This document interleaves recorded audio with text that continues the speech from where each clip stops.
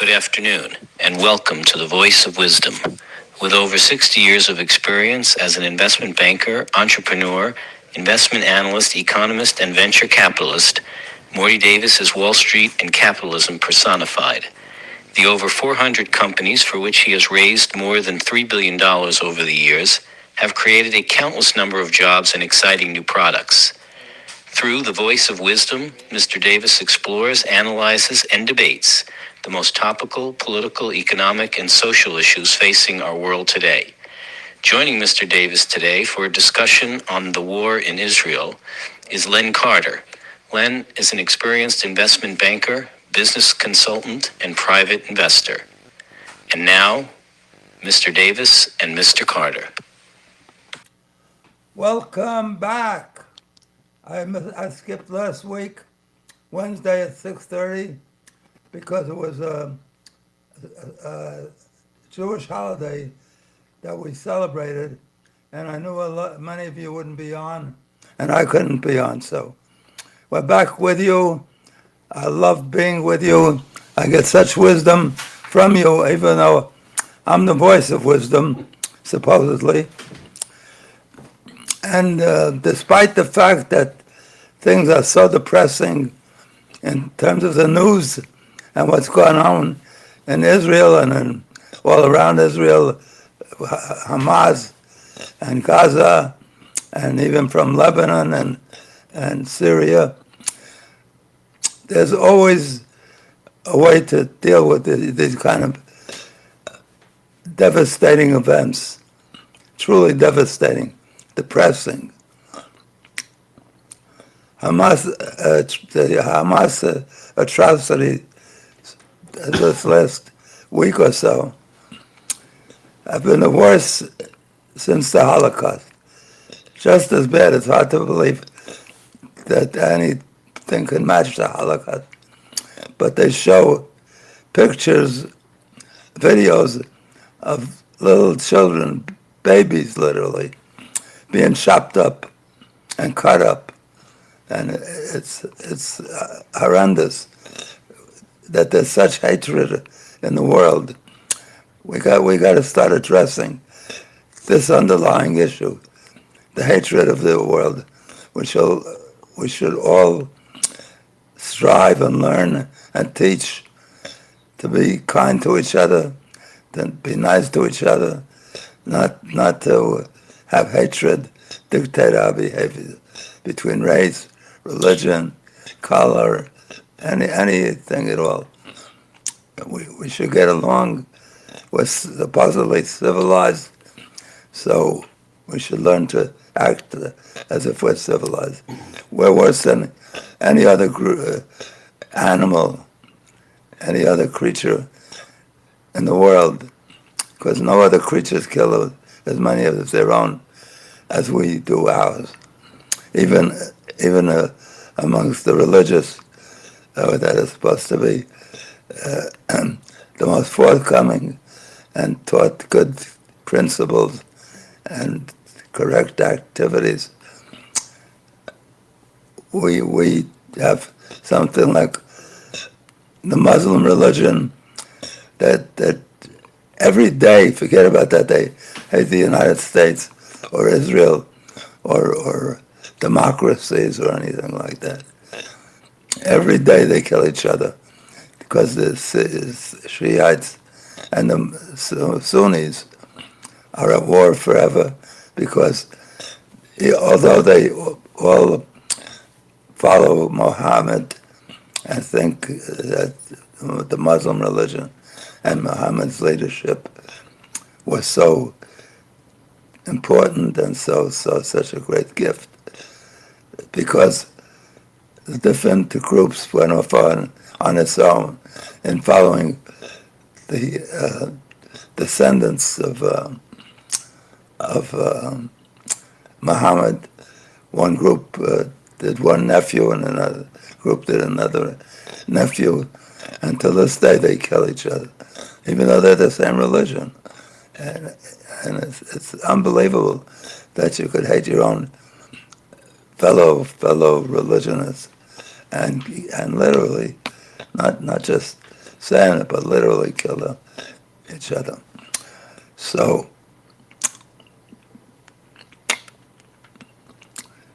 before I start these programs, I like to say something that could possibly uplift you.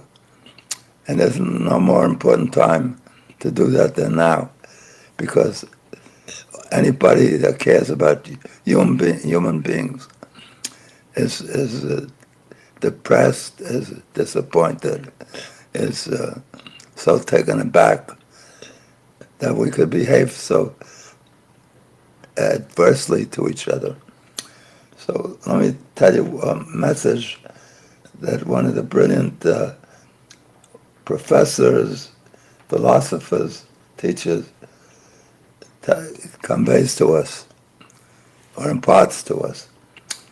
He said, number one, food, if you have food, clothes, a roof over your head, you're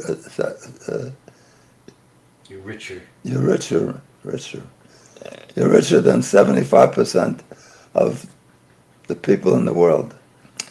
You got that? If you have food, clothes, roof over your head, you're richer than 75% of the people in the world.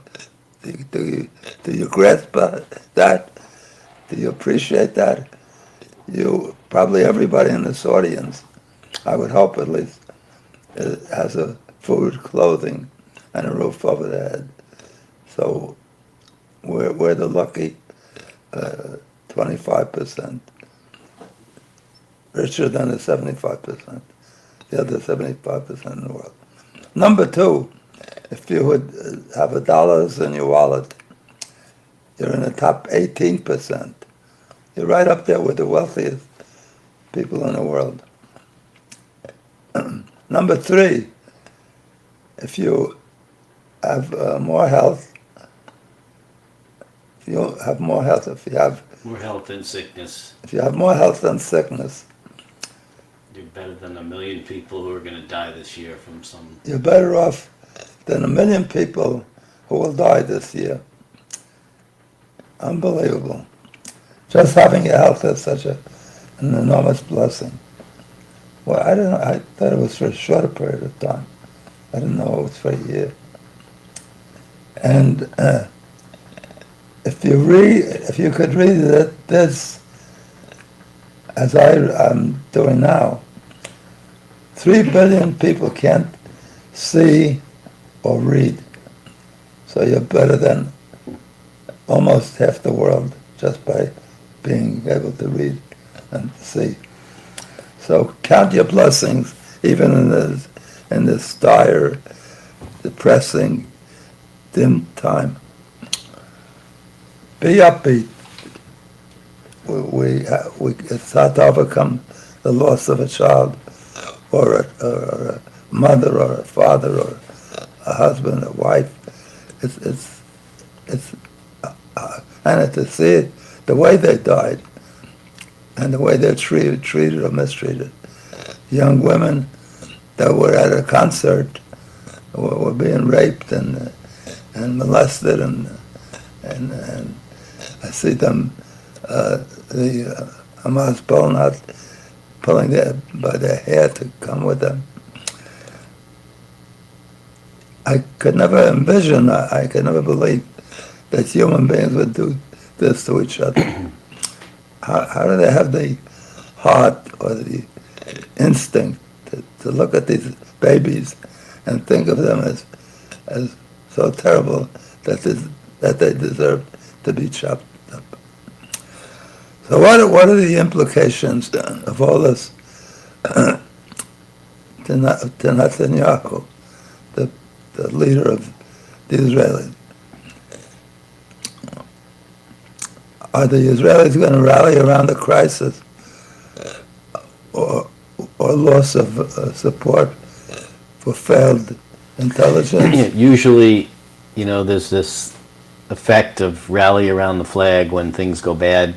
Citizens, and there's been so much division in Israel over Netanyahu's judicial reform idea. So the question is does the country rally around him? He is a warrior. Or does he get criticized? Does this create more political problems for him as a criticism for being caught flat-footed? You know, an intelligence failure. So it could go either way. What do you think?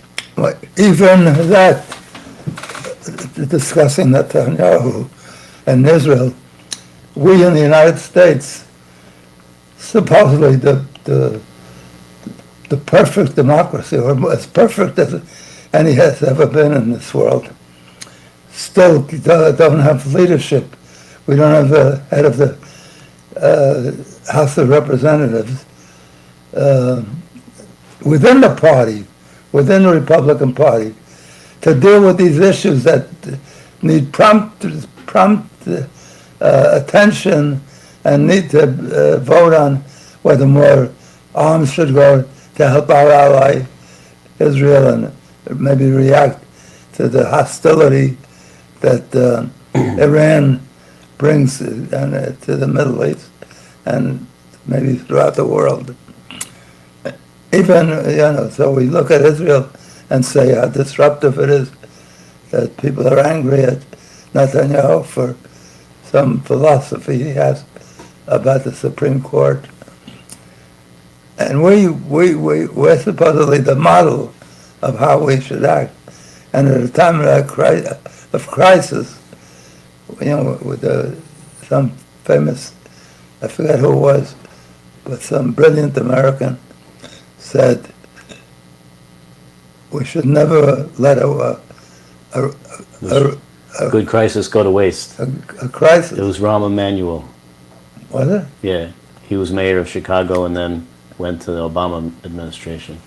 Yeah. During 2008 when there was a big collapse of banks, and he said never let a good crisis go to waste. Never, I don't know if it said good. Never let a white crisis go to waste. Yeah. So here we are in crisis, and hopefully something good will evolve from this. They did manage to nominate someone. They did nominate Scalise, but we'll see if he has the votes to get the speakership. It was either going to be Jim Jordan or What, Scalise? Scalise, and they nominated Scalise. Not McCarthy. No, they thought he might get some votes, but I guess, and I don't know if he would do it.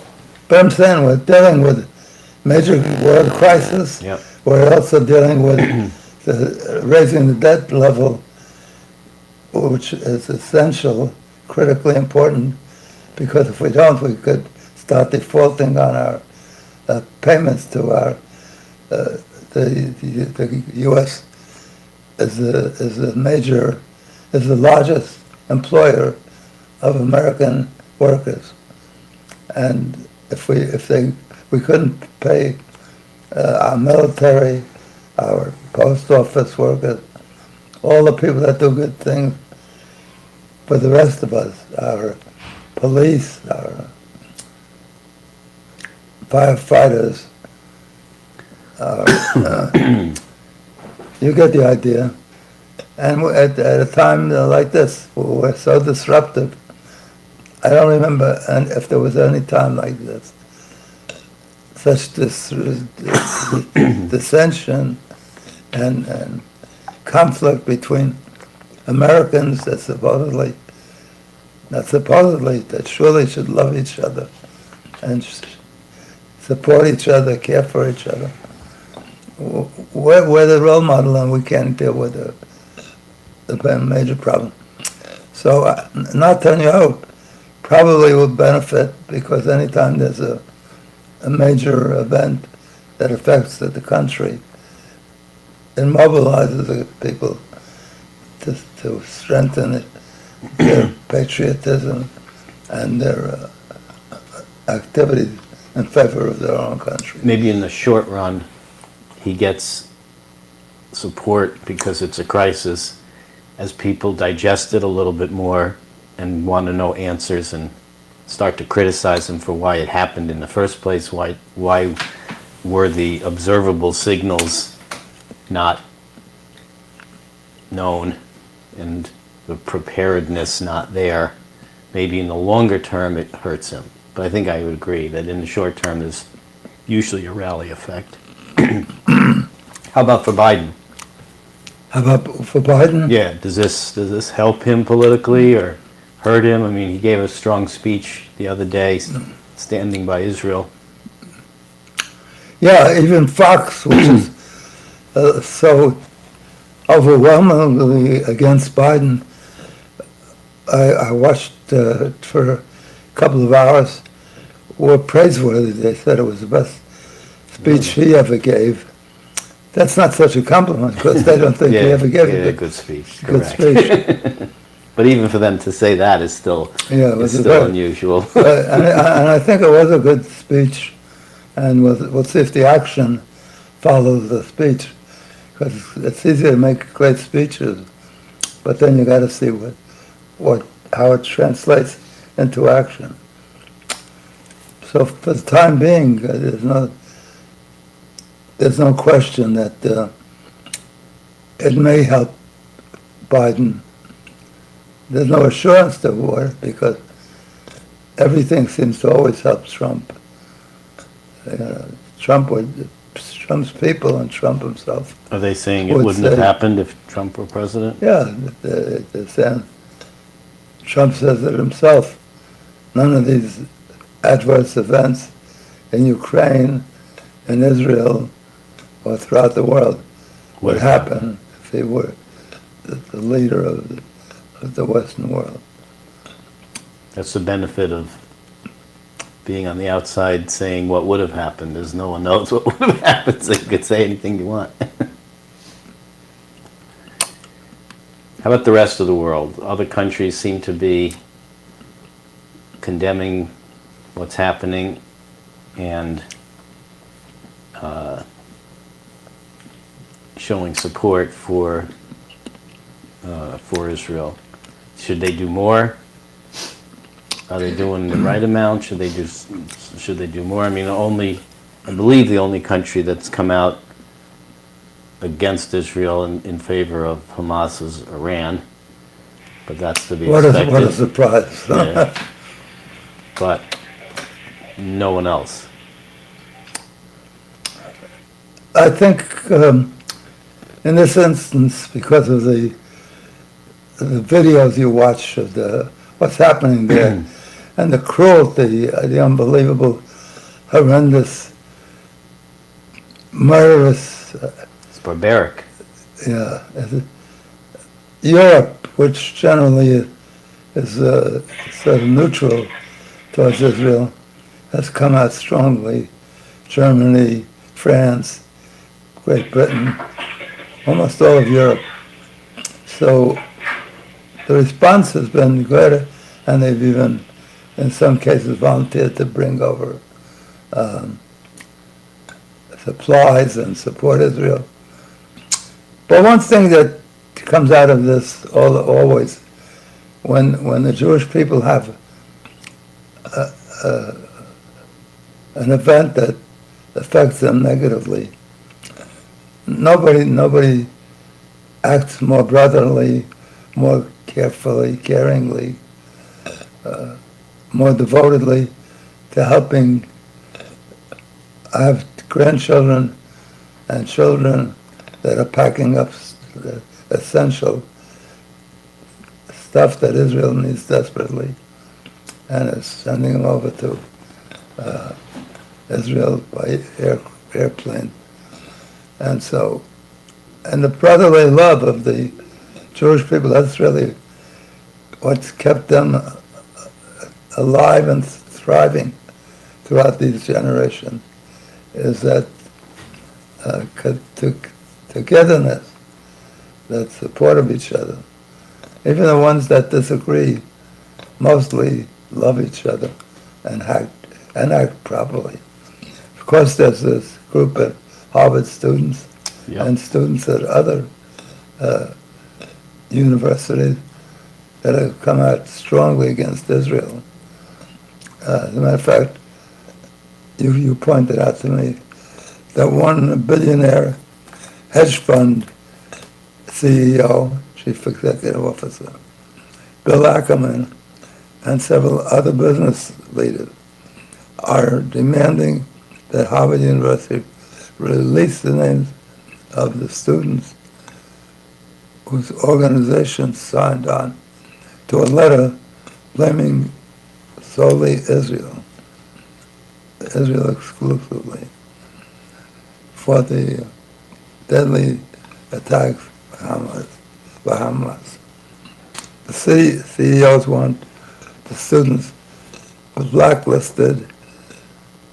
Should So let's talk about that. Because that's That's pretty exercising. harsh, putting people on a list. And also, and that's harkens back to McCarthy days. yeah, And the different McCarthy, right, Joe McCarthy. right, blacklisting people on literally a list, so that companies have a list of people, students that they wouldn't hire. I don't know. Do you do that? Is that right? Well, it certainly seems wrong to the extent that our first article in the Constitution pays respect to free speech, and all they're doing is expressing their free speech, as wrong as it may be, right, because of the assumptions and the limited knowledge they have right, of what's going on. I mean, Been going on since 1948 with respect to the Palestinians and the Israelis. right. So I think maybe an actual physical blacklist may be a little bit harsh, but I do think that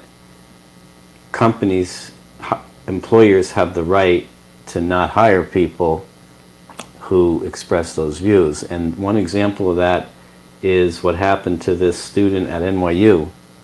The president of the NYU Student Bar Association posted something where she said, Israel bears full responsibility for this tremendous loss of life. And she had an offer with a law firm, Winston and Strawn. They promptly withdrew her offer. And she What offer? she had a job offer. Oh. She's a law grad. She's graduating NYU Law School. So she makes this post, and her future employer, Winston and Strawn, withdraws her offer. Yeah. So I think they have every right to do that. She posted what she said, publicly. She didn't try to hide the way some of the Harvard students are not. The reason people don't know which students at Harvard signed on to this letter is because when they submitted it to Harvard or wherever, it was under the moniker of whatever club it was or whatever organization it was. So it wasn't signed, or maybe it was signed by individual people, but only the university has those names. Whereas in this case, with this woman who is head of the NYU Student Bar Association, she publicly put it out under her, because she sent out this newsletter to all the other people in the bar association. So she knew what she was doing, and she, it wasn't a question of being exposed. Bill Ackman wants to do the same thing. Right, but He wants the names posted so people could react. Right, to it. but he wants Harvard to release those names. This woman did it on her own, Right. released herself. Right. So if you want to go public, bear the consequences, and she did. She now is unemployed. Mm-hmm.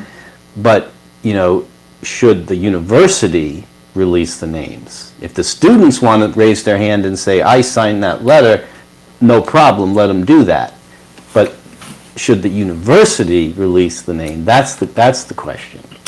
It's interesting how this has evolved, because when Israel was voted by the UN to be recognized as a Jewish state, It never happened before that the world took that view out of guilt, maybe for not addressing the Holocaust, but for whatever reason, it wasn't a major property with a lot of wealth, a lot of mining assets, or it had almost no assets. Before Israel was established, it was almost a desert. And Israel came along and grew it to where it's phenomenal now, rich in agriculture and plants and nature, and all because of the technology they developed. They're the leaders in the world in irrigation, of reclaiming desert and make it thrive. And what do they call it when you're driving through the desert and suddenly you come across Oasis. an oasis? That's it. I always love having Len on board because he has an extensive, all-inclusive vocabulary, and he helps me out. So they've turned Israel into an oasis in the Middle East. There's no other country that has the income that they, and it's not from the natural resources, because all those other countries that surround them have far more money simply because of the oil. And nevertheless, Israel is at the forefront of technology development. They're the highest earners in the Middle East and even throughout the world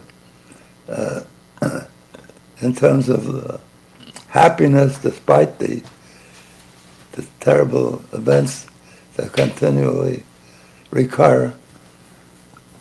Israel's number 10 on the list of countries that are the happiest. To give you a frame of reference, the United States, which is the wealthiest country, and one would think on that basis should be the happiest, is number 16. I mean, given all the country, that's not bad. But why are we so down on the list? The countries that are the most happiness by this division of the UN survey are the Scandinavian countries: Denmark, Norway, Sweden, Finland,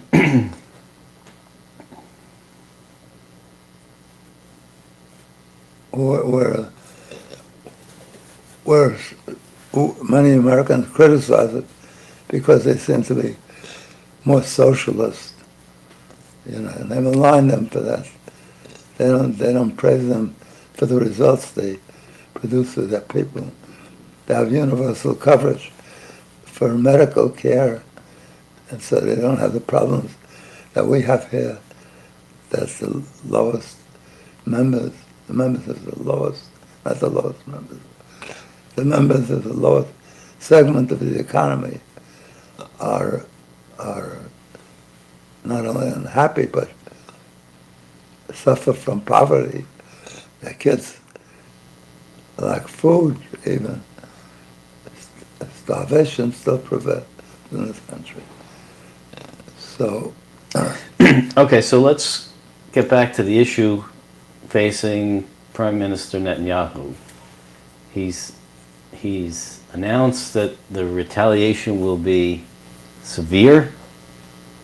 What do you think he should do, and what do you think he's going to do? They may be different things, maybe not. What should he do, bearing in mind he's got 100 plus hostages somewhere in Gaza? he's between a rock and a hard place because there's no good decision.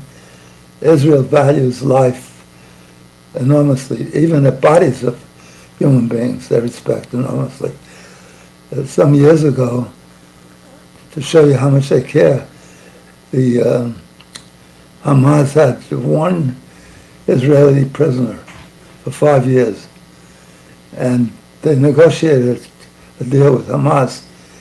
If Hamas would return that one military serviceman of the Israeli people, for that one person they gave something like 1,100 prisoners full release. So, and Lebanon, Lebanese had a number of corpses of bodies that died years ago, and they negotiated a deal where they gave Lebanon an enormous amount of assets and things that Lebanon desired just to get the bodies back to the relatives so they could have. I mean, you've blockaded the entire region. There's no food, no water, no fuel going in to that little strip. So within a short period of time, there's going to be a humanitarian crisis, right? Where people, even, most of them are not Hamas, but are going to be starving, So what do you do? Well, what do you do? Starve more of them. He's amassing troops outside the border, or into Gaza. Once you have that, may take another couple of days, they say, before the troops are ready to roll in. But what do? You just roll in and sacrifice 100 people to take the territory? I don't envy. Do you try to negotiate? Do you open up a little part and say, let people out, and then where do they go when they come out? Because you could, if you had a very, there is a wall around Gaza, right? They blew parts of it down when they came in, but there are crossings, right, like gates or wherever. So if you reopen those gates, but like literally, checked every person coming through, you could let some civilians out and not let the militants out. But I don't know. So look, I don't envy Netanyahu having to make this decision. In general, the approach is quite different. The Palestinians reward the people, the terrorists, so-called, that kill innocent people, innocent Israelis, and they give them houses, they treat their family as royalty, so they're encouraging more hostility and more ruthlessness. And Israel doesn't pay anybody that kills a Palestinian. There's no bonus, and they look at it as an adverse event. So it's, and also there's no win, because if they get aggressive, it's likely that they'll kill all of the hostages. So that makes the leader of the Jewish people in Israel. That's where it comes from, the hatred or the favoritism towards the Palestinians and the hatred of the Israelis, because they say, these kids say, look, the Palestinians are dejected, disillusioned, they're living under critically desperate conditions, they can't travel freely, Although it should be pointed out that at some point around 1948 and before that, when Israel was established, almost every Arab Muslim country, maybe excluding Saudi Arabia, had Iran, Iraq, Lebanon, had a significant Jewish population. I don't know any of them that have any kind of Jewish population, any meaningful size. And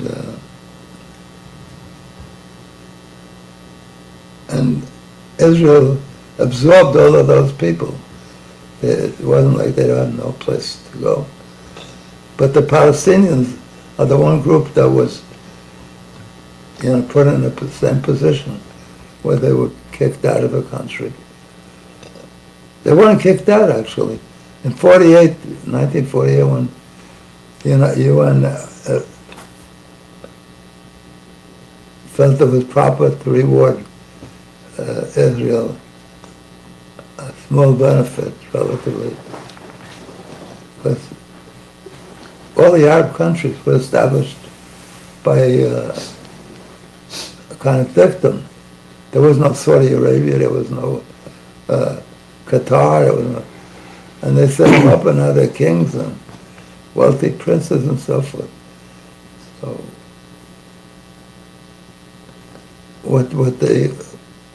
these young kids, and many of them are Jewish, and maybe that's where it comes from, because Jews always identify with the underdog.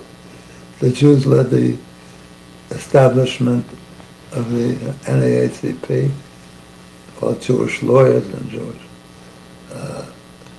liberal. They led the union, growth of unions. They identify with the underdog.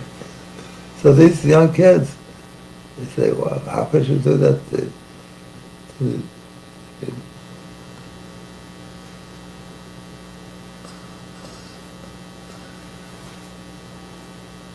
trying to think.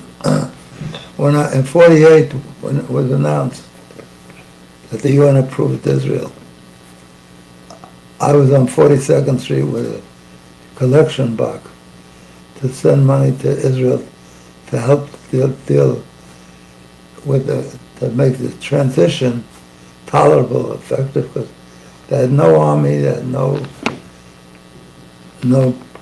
great amount of resources. They weren't part of the government yet. And people of all faiths and color, and Irish, Italian, Germans,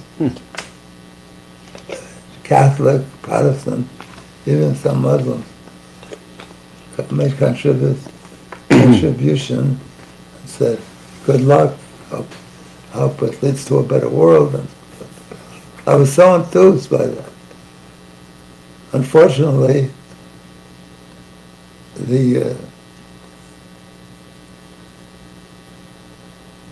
what did they always say about, they never miss an opportunity to miss an opportunity. Yeah.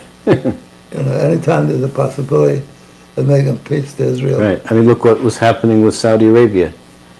Yeah. There's people, some say that this was that if Iran is behind some of this, that they were obviously not too happy that Israel normalized relations with Saudi Arabia.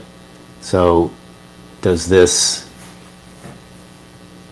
is good for Iran to disrupt that process? Do you think that, what impact you think this is going to have on the normalization peace talks with Saudi Arabia?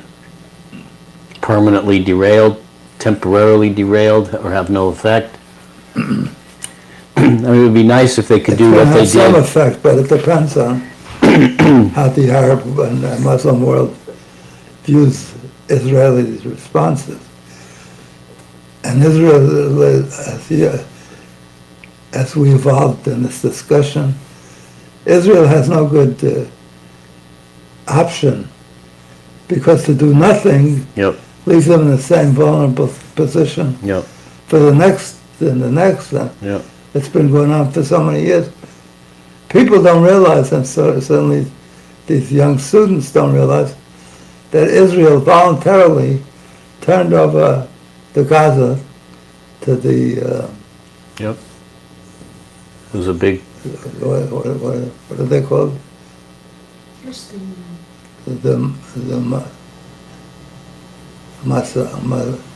The people from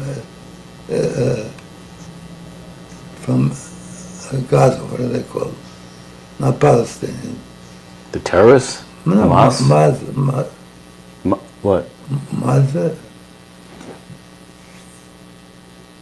The natives of Arab natives of Gaza. It was a big, that was a difficult thing for Israel to do. They had to drag people out of their houses because there was some Israelis in Gaza, and when they gave it back, they had to, some people didn't want to leave, and they had to pull them out of their houses. There was a lot of conflict. They sent in the army to take people out of their homes. Right. Because they wanted to turn it over free and clear to Right. the... And they did, and look what happened. Anytime they did something good, Who was except... prime minister then? Sharon? No. Who? I don't remember. Anyway, over the years, Israel's tried to do constructive things to bring them closer to what the Arabs wanted. In fact, initially, people were congratulating me, and it's great, and Israel started to become not only a Jewish state, but a democracy, because while Jordan and the Arab world controlled Israel, you couldn't build a synagogue in Israel, you couldn't build the Catholic Church. The only thing you could build was a Muslim, or what is it? Mosque. Mosque. Kind of the mosques, they got to wear masks. So Israel gets no credit for turning over the biggest part of it, what they own, what they were awarded, the Sinai Desert.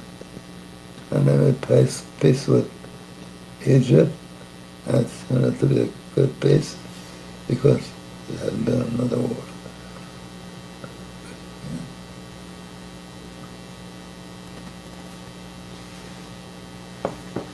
I mean, it would be nice if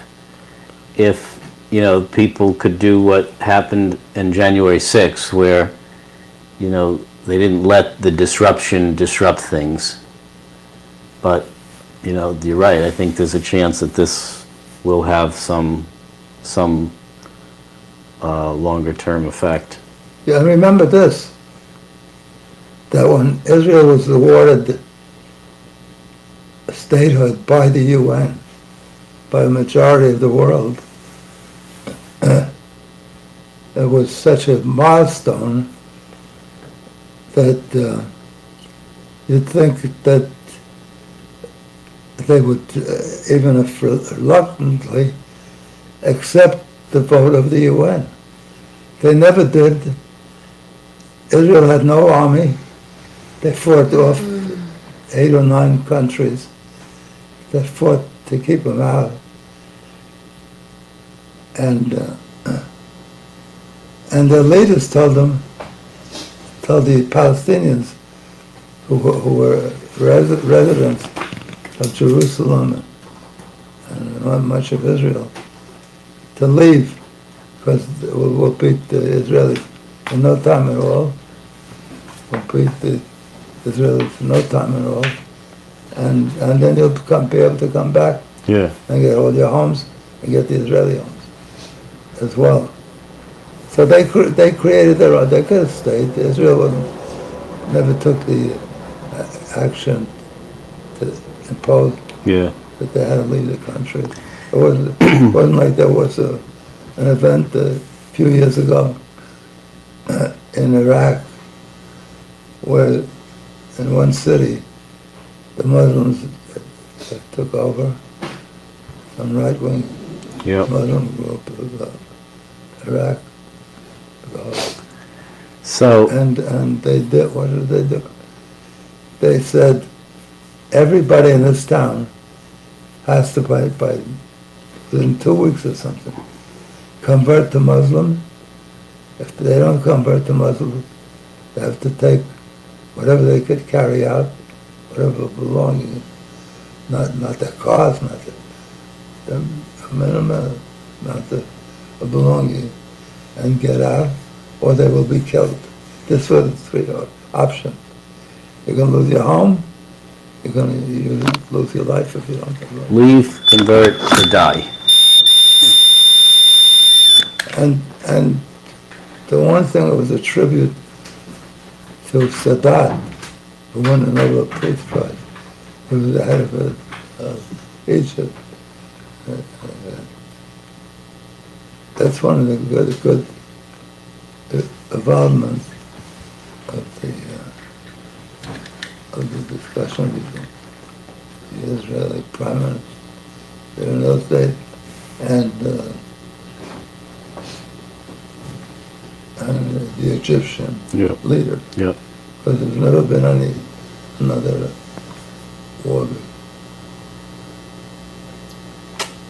All right, so I think we're just about out of time, but this was an interesting discussion. We'll continue next I don't week. know if that's the right word. Interesting Yeah, or well, aggravating. yes, unfortunately. But it's also very sad Yep. that these young people have become so anti-Israel. They want free Radicalized, speech. radicalized. But when some Israeli minister or diplomat comes to speak, ambassador comes to speak at these universities, Harvard, even the most Jewish university in the United States, Judge Brandeis. Brandeis, Mm.